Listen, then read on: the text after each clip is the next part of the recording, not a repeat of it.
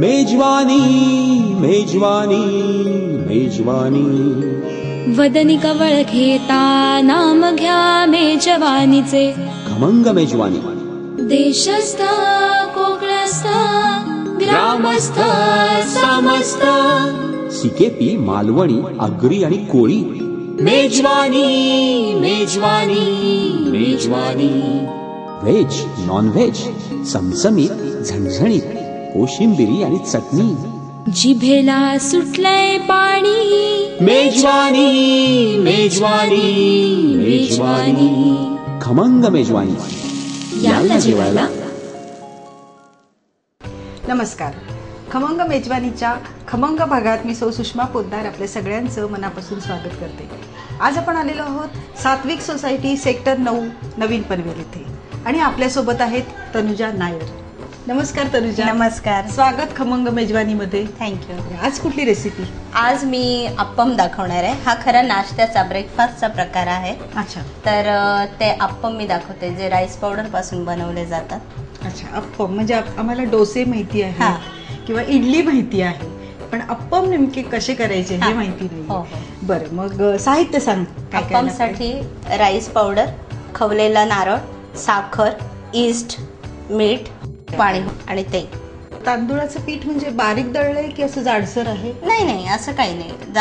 पातळ म्हणजे नेहमी बारीक जे भाकरीसाठी वगैरे जे पीठ बारीक दळलेलं तसं पीठ आहे. हो. बरं. आणि हे ईस्ट अगदी खसखशीत प्रमाणे दिसते ना? हे मी तिकडूनच आणलेलं आहे, म्हणजे केरळमधनं, ट्रिवेंड्रमधून. अच्छा. कारण आपल्या इथे जे मिळतं ड्राय ईस्ट ते जरा मोठं आणि जाड असतात. हे एकदम खसखस बारीक दिसते, अगदी खसखशी प्रमाणे दिसते. अच्छा. हे इथे मिळतं का पण मग? हो. इथे केरला शॉप कुठलेही इथे केरला शॉप मध्ये मिळतं, ते अवेलेबल आहे. अच्छा. ईस्ट अवेलेबल आहे आणि स्पेशली तुला केरला शॉप मध्ये असंच मिळेल अगदी. अच्छा. म्हणजे मग काही प्रॉब्लेम नाही आम्हाला पण जर करायचे असतील तर. अच्छा. साहित्य अगदी कमी आहे, म्हणजे फक्त तांदूळाचं पीठ, ओलं नारळ, साखर, मीठ आणि ईस्ट. बरं, आता काय करायचं आधी? काही नाही. आता हे पावडर आहे. पावडर, खोबरं, थोडं 2 चमचे साखर आणि अर्धा ते पाऊण चमचा मीठ आणि थोडंसं चिमूटभर अगदी ह्या स्पूनच्या पाव चमचा ईस्ट. हे सगळं वाटी जर हे पीठ असेल तर किती घ्यायचं ईस्ट? अगदी थोडंच, म्हणजे हे दाखव मला किती घेणार आपण. एवढं घ्यायचं. हे एवढूशा ह्याला हे इतकं बास, कारण हे फार स्ट्रॉंग असतं. हे इतकं. अच्छा. म्हणजे एवढं वाटीभर जर पीठ असेल तर वाटीभर, 2 वाटी असेल तर जरा एवढं असं एवढं घ्यायचं, कारण ते खूप स्ट्रॉंग असतं. लगेचच ते पिठामध्ये प्रोसेस करतं. पीठ अगदी असं भरभरून असं वरती येतं. त्याला थोडंसं फेस वगैरे येतो. भिजवायचं कसं म्हणजे हे पीठ आणि खोबरं वाटून घ्यायचं. मग साधारण खोबरं किती घेतलं आपण? किती घ्यावं लागतं खोबरं? आता हे 1 वाटी पीठ असेल ना, तर खोबरं अगदी अर्धा किंवा त्याच्याही पेक्षा कमी, अर्धा वाटी किंवा त्याही पेक्षा कमी चालेल. साधारण आपण अर्धा वाटी, त्याही पेक्षा कमी असलं तरी चालेल. आणि साखर 2 चमचे. हे कसं की पीठ जे आहे हे पीठ छानपैकी पाण्यामध्ये भिजवायचं आणि हे खोबरं छानपैकी वाटून घ्यायचं मिक्सर वाटून घ्यायचं. खोबरं चांगलं वाटून घ्यायचं, म्हणजे अगदी पातळ. आणि मग वाटलेलं खोबरं या पिठामध्ये मिक्स करायचं. बरं. आणि नंतर 2 चमचे साखर आणि अर्धा ते पाऊण चमचा मीठ चवीनुसार ते सगळं मिक्स करून एका बाजूला ठेवायचं. आणि ते हे ईस्ट वगैरे आपण टाकलेलं असल्या त्यावेळेस टाकायचं नाहीये ईस्ट. ईस्ट जेव्हा आपण मिक्स करून त्याच्यावरती एक प्रोसेस तयार होते 1-2 तासानंतर, की थोडंसं पीठ चांगलं भिजलं गेलंय असं जेव्हा आपल्याला वाटतं तेव्हा मग हे ईस्ट टाकायचं. मग ईस्ट असं भिजवून वगैरे नाही घालायचं? नाही. आपण जसं मीठ वगैरे टाकतो तसंच. पण ह्या पिठामध्ये साखर 2 चमचे आणि ईस्ट एकत्र टाकायचंय. पुन्हा आधी थोडीशी साखर टाकायचीच आहे आणि मीठही टाकायचंच आहे, पण जेव्हा ईस्ट टाकू तेव्हा पुन्हा 1 चमचा साखर आणि थोडंसं मीठ त्याच्याबरोबर टाकायचं. त्याच्यामुळे छान प्रोसेस तयार होते अजून. आणि मग ते म्हणजे काही ठिकाणी मी असं ऐकलंय की ईस्ट गरम कोमट पाण्यामध्ये थोडंसं भिजवतात हां. आणि मग ते फर्मेंट झाल्यानंतर मग ते घातलं जातं वगैरे, तर असं काही करायची गरज नाही? तसंही केलं तर चालतं, तसं करणारे तसंही करतात. अच्छा. काही जण असंही टाकून देतात, कारण नंतर ते त्याच्यात भिजतच भिजत असतं. राहतं, हां, बरोबर. त्यामुळे हां. वेगळं तसं म्हणजे करायची गरज नाहीये हां, तसं काही गरज करायची. नाही. म्हणजे फक्त सगळे हे जे पदार्थ आहेत ते फक्त मिक्स करायचे आहेत आपल्याला. मिक्स करायचंय. फक्त- आणि जेव्हा तुला आता की चला आता सकाळी नाश्त्याला, आता सगळ्यांना सकाळी ऑफिसला, मुलांना बाहेर जायचं, शाळेत जायचं बरोबर. असतं, ऑफिसला जायचं असतं, तर त्याच्या आधी आपण नाश्त्याची तयारी करतोच ना. मग हे आपण त्यावेळेस बनवायच्या अगदी 15 मिनिटं आधी ती साखर, ते ईस्ट आणि ते मीठ टाकायचं. अच्छा, म्हणजे ऑलरेडी आपण ह्याच्यामध्ये घातलेलं असतं, हां. पण थोडासा अंदाज घेऊनच हे हां, घालावं लागेल थोडं ना आपल्याला. घालायला. कारण पीठ भिजवताना आपण तांदूळाचं पीठ, त्याच्यामध्ये ओलं नारळ, 2 चमचे साखर, साखर, चवीपुरतं मीठ मीठ. आणि मग हे सगळं भिजवून बाजूला बाजूला ठेवायचं. ठेवायचं. आणि नंतर करते वेळीस मग थोडंसं ईस्ट, अगदी थोडं अगदी लागतं. 10-15 मिनिटं आधी. हां. हां. अगदी थोडंसं ईस्ट आणि साखर हो. आणि मीठ Yes. असं पुन्हा एकत्र करून एकत्र आपण करून त्याच्यामध्ये घालायचं. टाकायचं. आणि आणि मग- आता इथे आपण पीठ घेतलंय, पण हां. मग काही ठिकाणी असं तांदूळ भिजव हो तांदूळ भिजव. म्हणजे आता काय होतं, आपल्याला कधी कधी अचानक असं की बाबा अरे तांदूळ भिजवायचे राहून गेले, हो, मग मी बरोबर काय आहे. करू? मग काय? मग आपल्याकडे पिठी असतेच तांदूळाची, बरोबर. मग ती काढायची आणि तिचा वापर करायचा सरळ. ते काय हे काय दोन्ही सारखंच आहे. बरोबर. त्याच्यात चांगले जरा तांदूळ वाटून घ्यावे लागतात. हे पटकन होऊन हे जातं. पटकन होणार हे आहे. बारीकच असतात, पावडर म्हणजे अगदी असते. मनात आलं की आपल्याला अप्पम करायचंय, तर हम्म. अगदी सहज पटकन आपण हे करू शकतो. बरोबर. तर आता ते सगळं मिक्स केल्यानंतर हे बघ, हे असं पीठ तयार झालेलं आहे माझ्याकडे. अच्छा, हे छान हे असं बघ. फुलल्यासारखं दिसतंय एकदम ना. छान फुललं. मस्त झालंय पीठ. आणि असा ईस्टचा तो स्मेल येतोय. हो, विशिष्ट येतोय ना? असा जसा ब्रेडला वगैरे हां, असा येतो, हां. त्या प्रमाणात येतोय. त्याप्रमाणे. बरं, आता हे पीठ भिजवल्यानंतर मग किती वेळ ठेवायचं आपण? आता हे भिजवून ठेवल्यानंतर 2 तास तरी ठेवायला पाहिजे. अच्छा, 2 अगदी. तास पुरेसे हां. आहेत. आता समजा जर सकाळच्या नाश्त्यासाठी जर पाहिजे असेल ना, तर तू आदल्या दिवशी रात्री ह्याची तयारी सगळी करून फ्रीजमध्ये ठेवलंस तरी चालेल. अच्छा, म्हणजे फ्रीज मध्ये सुद्धा ठेवू हा, शकतो आपण. आदल्या दिवशी रात्री ह्याची सगळी तयारी करायची हां. आणि फ्रीजमध्ये ठेवून द्यायचं. अच्छा. सकाळी जर सगळ्यांना 8 वाजता किंवा 9 वाजता नाश्ता हवा असेल हां. तर 7-7:30 वाजता हे बाहेर काढून ठेवायचं. अच्छा, हा, म्हणजे मग हां, ते रूम 2 तास टेम्परेचर येतो. रूम टेम्परेचरलाही येतं. त्याची मग छान जरा ते प्रोसेसही होते. आणि पुन्हा मग आपण 15 मिनिटं आधी थोडी साखर आणि हे टाकतोच त्याच्यात ईस्ट वगैरे, तर मग तीही प्रोसेस होऊन जाते. आणि आणि मग झटपट एकदा- समजा आता आपल्याला आता लगेचच करायचंय, तर मग साधारण किती वेळ ठेवणं आवश्यक तरी आहे? पण 2 तास तरी पाहिजे. अच्छा, म्हणजे 2 तास आवश्यक आहे 2 तास पीठ पाहिजे. ferment व्हायला. येस. आणि 2 तास ठेवायचं असेल तर थोडंसं कोमट पाण्यात मिक्स करायचं. अच्छा, अच्छा. गार पाण्यात नाही, कोमट पाण्यात सगळं मिक्स हां, म्हणजे करायचं. मग ती प्रक्रिया आहे ती चांगल्या लवकर प्रकारे होते. हां. चांगल्या प्रकारे होते. बरं, आता आपण इथे ही कढई दिसते, हो. छोटीशी, हो, छान हो. मस्त पैकी. ती खास वापरली जाते का? हो, अप्पम ह्याच्यासाठी करताना? अप्पमचीच आहे ती. अच्छा, अच्छा. अप्पमचीच कढई हां. आहे. तर आता हे अशी फार खोलगट नाहीये. हा, असेच अप्पम निघतात त्याच्यात. अच्छा. तर आता आपण बनवूया अप्पम. हां. त्याच्यामध्ये ना थोडंसं तेल घालूया. पहिलं जरा जास्त तेल घालून घ्यायचं. हां. एकदा आपलं हे कापड जे आहे ह्याला अच्छा, कापडाच्या हां, साह्याने ते हा, हे नाही तर करायचं. मग ते हे नाही.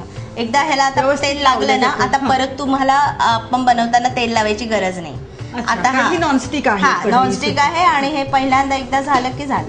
म्हणजे तेल वेगळं तेल टाकायची गरज पुन्हा नाही. गरज नाहीये. आता वेगळं ह्याला तेल तेल घालायचं. लागलेलं आहे, हेच असं पुन्हा वापरायचं आहे आपल्याला. अच्छा. आता मी ह्याच्यामध्ये अप्पम मग टाकते. ह्याच्यासाठी तेल सुद्धा खोबरेल तेल ना? हो, खोबरेल तेल. म्हणजे आता तुला आणि त्याचा वास मला आला आता माहिती झालेलंच आहे की कारण तुझ्याकडून एवढ्या रेसिपी शिकले, त्याच्यामुळे खोबरे थोडंसं दाट वाटत असेल ना तर अगदी किंचितचं पाणी घालू शकतो आपण. अच्छा. म्हणजे त्यावेळेस साधारण डोसे आपण करतो तितपत ते पीठ पातळ हवं. हो, बॅटर जो होतो ना, डोशाचा बॅटर, इडलीचा बॅटर आणि हा बॅटर सेम आहे. एकसारखाच. हा, म्हणजे डोशाप्रमाणेच किंवा इडलीच्या पिठाप्रमाणे आपण.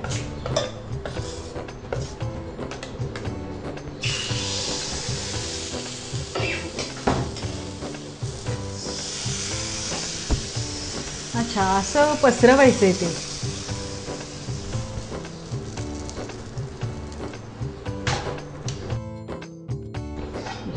त्याच्यावर झाकण ठेवून द्यायचं आणि धीमी आचवर जरा होऊन द्यायचं.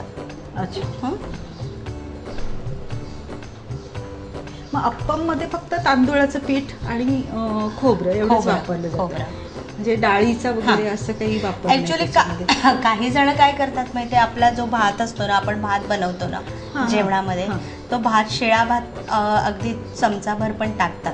म्हणजे त्याच्यामुळे सुद्धा त्याच्यामुळे ही छान फर्मेंट होण्याची होते त्याच्यामुळे सुद्धा ते आणखीन छान होतं. तसा काय फारसा फरक पडत नाही, पण तरी पण तो जरी टाकला की अजून जरा ती सवयी, म्हणजे ते सवयीप्रमाणे टाकणारे टाकतातच असं. आणि मी कधीतरी जर भात अगदी असं वाटलं की चला टाकूया थोडासा भात, तर मी टाकते, नाही तर मी असं गरज नाही. बघायचं. हो बघायचं. मस्त जाळी आली तरी थोडस इथे थोडस आहे. म्हणजे असं त्याचा मधला जो भाग आहे तो जाडसर होत असेल. मधला भाग जाडसर असतो आणि बाजूचा असा डोसा पातळ. म्हणजे इडली आणि डोसा असं हे एकत्रित असं दिसेल, जस्ट लाईक इडली डोसा. म्हणजे टू इन वन सारखं. म्हणजे मध्ये इडली आणि बाजूला एक्झॅक्ट. बघ झालेला आहे आपला हा एक अप्पम. हे बघ असा बाजूने असा सुटत जातो, जसा जसा तो तयार होतो, पकतो, शिजतो तसा तो. आता हा इझिली म्हणजे असा तू सहज घेऊ शकतेस. अच्छा, असं निघायला हवा. मी तर कधी कधी असा हातानेच काढत जाते. हे असं दिसतं आणि हे असं.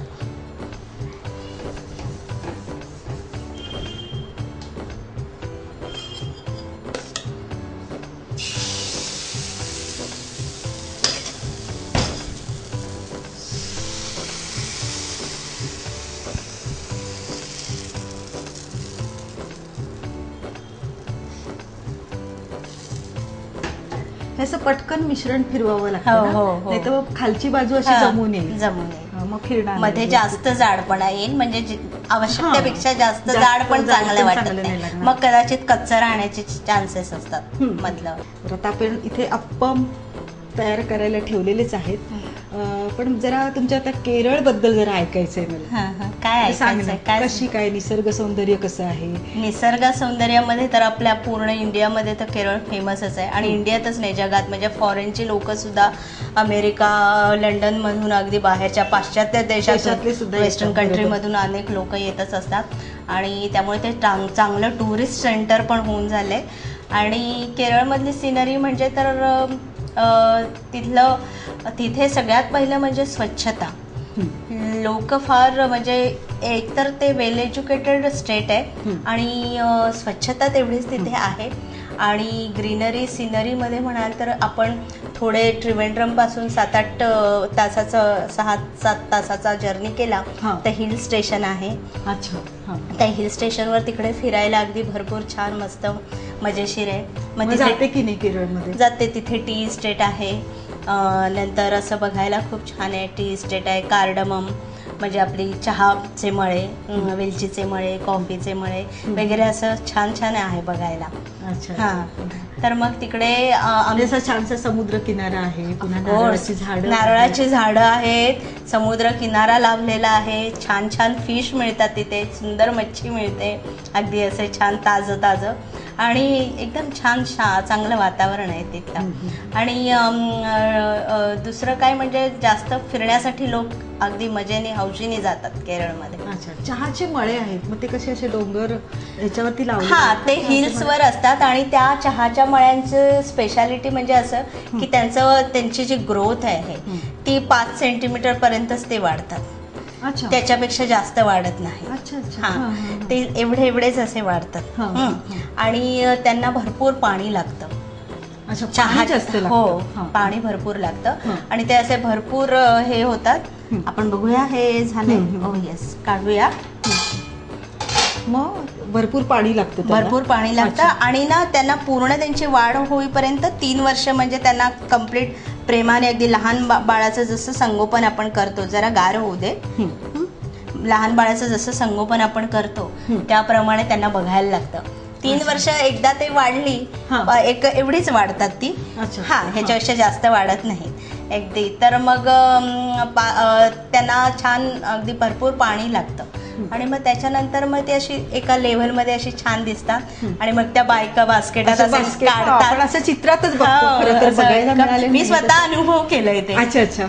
कारण आमची स्वतःची टी इस्टेट तिथे आहे. अच्छा अच्छा. तर त्यामुळे आम्ही आमच्या टी इस्टेट मध्ये गेलो की म्हणजे दरवर्षी जाते तेव्हा तसे तिथे वॉचमन आहेत आमचे बघायला वगैरे सगळं देखरेखीला माणसं आहेत. पण मी गेले की आम्ही नक्कीच भेट देतो. कारण अशी टोपली वगैरे बांधून पानं. हो मस्त. पण त्याची पण एक नेक आहे बरं का, त्याप्रमाणेच ती पानं यायला लागतात, अशी काढायची असतात. तर ते मी पण अनुभव केलं. मग मला पण त्यांनी बास्केट वगैरे लावून मी ती असे लीफ असे मस्त टाकले. हो खूप मजा येते. आणि वेलची सुद्धा आहे त्याच्यात. आम्ही एका बाजूला वेलची लावले आणि आता आम्ही चहा म्हणजे कॉफी सुद्धा आहे. अरे म्हणजे मग फक्त चहा करायचा असेल तर साखर आणावी लागेल. चहा पावडर आहे, वेलची सुद्धा घरची आहे. हो बघायचं. हो आता झालेला आहे आपला हा. काढूया. ही झाले आपले अप्पम. आणि हे आता तू कशाबरोबर म्हणजे तुझ्या आवडीची कुठली करी टाईप जी ग्रेव्ही टाईप भाजी असेल म्हणजे अगदी छोले करी, पोटॅटो स्ट्यू म्हण, अंडा करी, मटन करी, चिकन करी याच्याबरोबर अगदी मनसोक्त खाऊ शकते. म्हणजे कुठल्याही भाजी बरोबर, भाजीचा कुठलाही प्रकार याच्याबरोबर चालतो. आणि स्पेशली आहे ना हे गरम गरम खाल्ले ना तर जी मजा आहे ना ती औरच आहे. कुठलेही म्हणजे डोसा म्हणा, इडली गरम गरम खूप गरमच छान. त्याचप्रमाणे हे देखील गरम खडे. इव्हन तरी इडली सुद्धा आपण गार झाली तरी खाऊ शकतो. पण हे अप्पम जे आहेत ना हे गरम गरम जसे बनतात तसे खाल्ले ना तर जरा दोन जास्त जातात करायचे आणि लगेच ताटात खायचे. मेजवानी मेजवानी मेजवानी मेजवानी मेजवानी मेजवानी.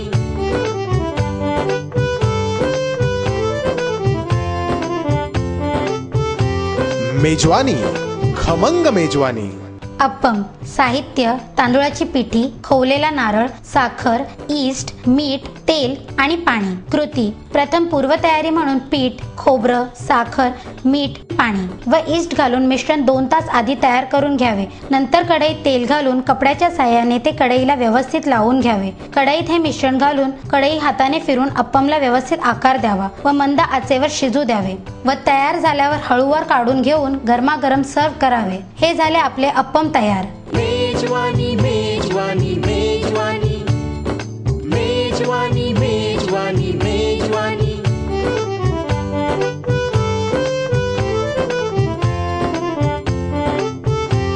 मेजवानी खमंग मेजवानी. पण तनुजा आता मी सुद्धा नाही थांबणार हा. मला पण ते गरमच खायला हवं. नक्कीच ना. मग काय गरमागरम अप्पम.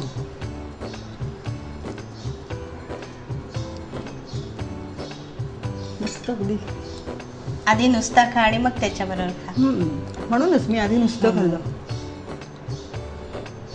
ब्रेड सारखं लागते. एक्झॅक्ट. ईस्ट असल्यामुळे आणि साखर थोडीशी, थोडी चवीपुरतं मीठ, खोबरं. मस्त.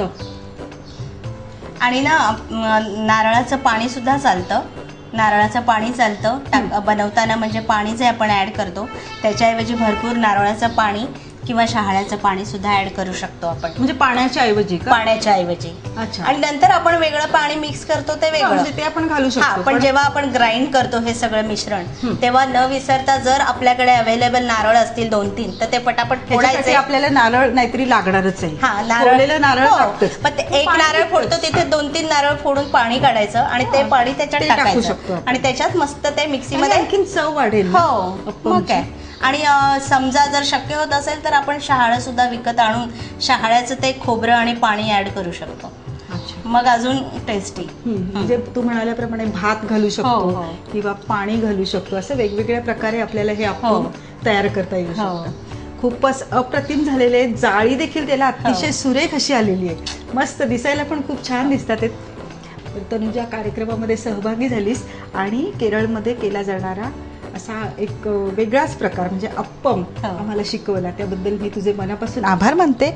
आणि खमंग मेजवानीकडून ही तुला छोटीशी भेट वस्तू. थँक्यू.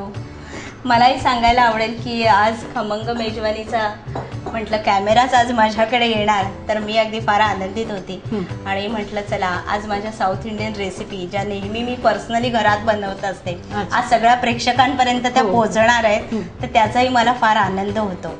आणि दुसऱ्यात महत्त्वाची गोष्ट म्हणजे अशी की जाता जाता मला हे आवडेल की तुम्हाला तुमच्यासाठी मी 4 ओळी तयार केलेल्या आहेत. म्हणजे जसं तुला माहिती आहे मी लिहिते, कविता लिहिते, लेख लिहिते, तर मला असं सुचलं तुम्ही याच्या काही तास आधी असा विचार केला चला काहीतरी आपलं आमच्यासाठी आमच्यावरती कविता लिहिलेली आहे. तर खास असं काहीच नाही, पण आपलं वाचून दाखवते मी. पोटातील क्षुधा भागवते प्रत्येक घरातील गृहिणी, बनवते मोठ्या मनाने अन्न सुगरणी, होते परिपूर्ण अन्नपूर्णाती नवीन नवीन पदार्थांनी, प्रत्येक घासामागे तिची श्रद्धा, श्रम आणि माया, दिली संधी खमंग मेजवानीनी, मानूया आभार चॅनल 1चे साऊथ इंडियन पदार्थ. अरे वा, क्या बात आहे, सुंदर. थँक्यू. अगदी सुंदर शब्दामध्ये कविता अगदी मस्त लिहिलेली आहे, छानच. तुझे आता मी पुन्हा एकदा आभार मानते, कारण इतके छान छान डिशेस तुझ्याकडून आम्हाला शिकायला मिळालेल्या आहेतच. मस्त. आता तर मला असं वाटतं तू तर एक मी आता ट्रेन झाली आता साऊथ इंडियन डिश करायला. अगदी नक्की. अगदी तुझ्याकडून खूप छान छान डिश शिकायला मिळालेल्या आहेत आम्हाला. आणि अशाच तुझ्यासारख्या देखील खूप गृहिणी आहेत आणि त्या ह्या आमच्या कार्यक्रमामध्ये सहभागी होणार आहेत. तेव्हा बघायला विसरू नका खमंग मेजवानीचा पुढचा भाग. तोपर्यंत नमस्कार.